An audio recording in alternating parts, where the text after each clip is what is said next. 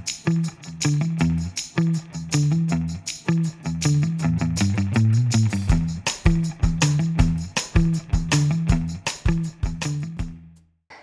mga bossing!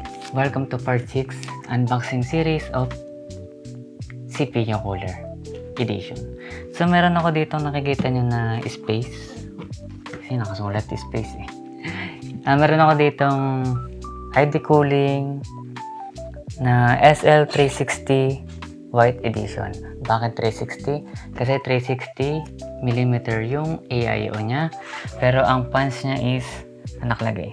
Ang fans niya is 3 piraso na 120 by 120 and 27mm.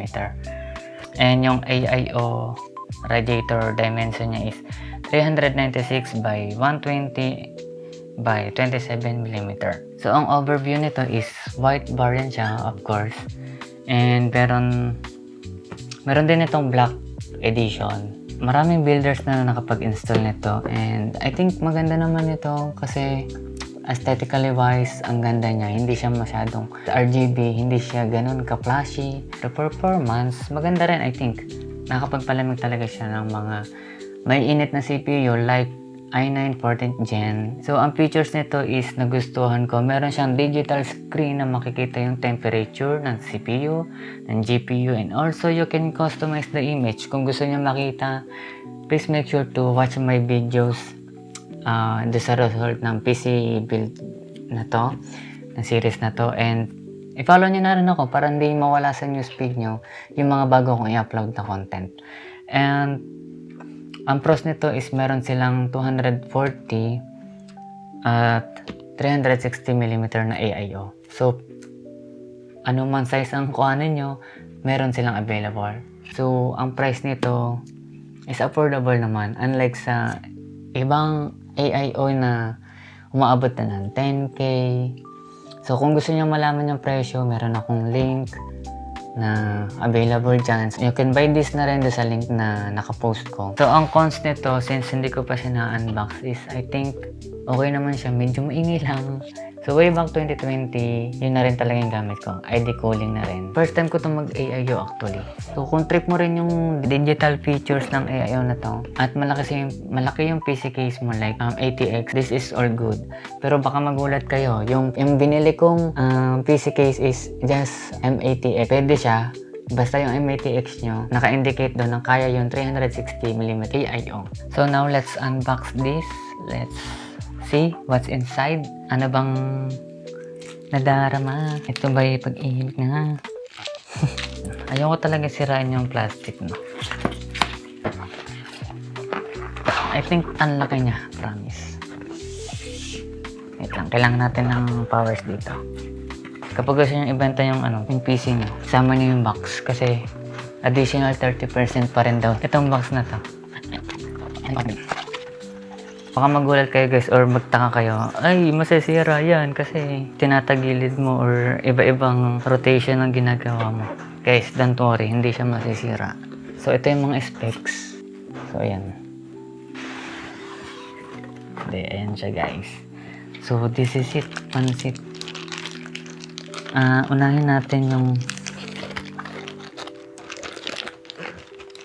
yung box kasi nga unboxing. So mamas ko po. So ito, ayan siya. Of course, merong bracket available, balls, another bracket. Ayan, kasama niya.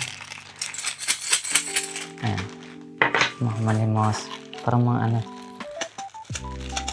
ASMR. Again, another tornilyo. Mga tornilyo, kung lumulubog ng tornilyo nyo, meron ako marami. Meron siyang pang clip din, I think. So, another bracket. And this is for LGA bracket. LGA 1700, sorry.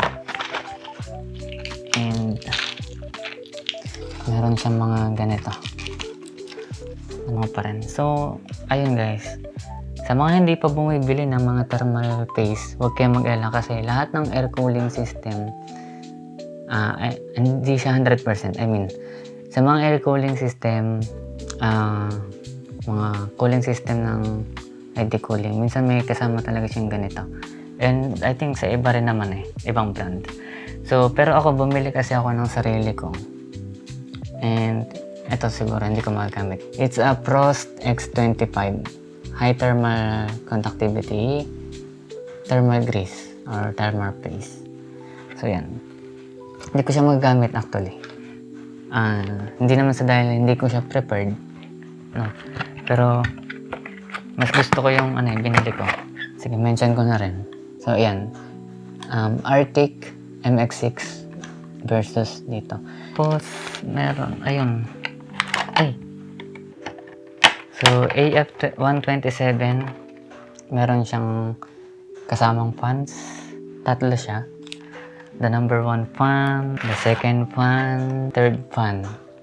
Ayan. So, tatlo lang yung fans natin. Nakasama for AIO na radiator. Speaking of radiator, ito na siya guys. So, meron siyang USB 2.0 header. So, ito. Ayan guys. Ito yung, digital AIO na siya. Oops, bago ako malimutan guys. Ito yung naiwan ko, yan. Installation guide. So, para sa mga beginner na katulad ko na mag-install ng AIO for the first time in history. In case na wala kayong copy ng ganito or nawala, nabasa, na-misplace, scan nyo na lang to. Pause nyo yung video tapos scan nyo. Just comment down below kung meron kayong AIO cooler na prefer. Also, kung ano yung mas prefer nyo sa cooling system ng PC build. Is it the AIO or the air cooler ones?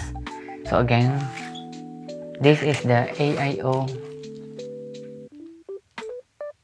SL360 White from ID Cooling.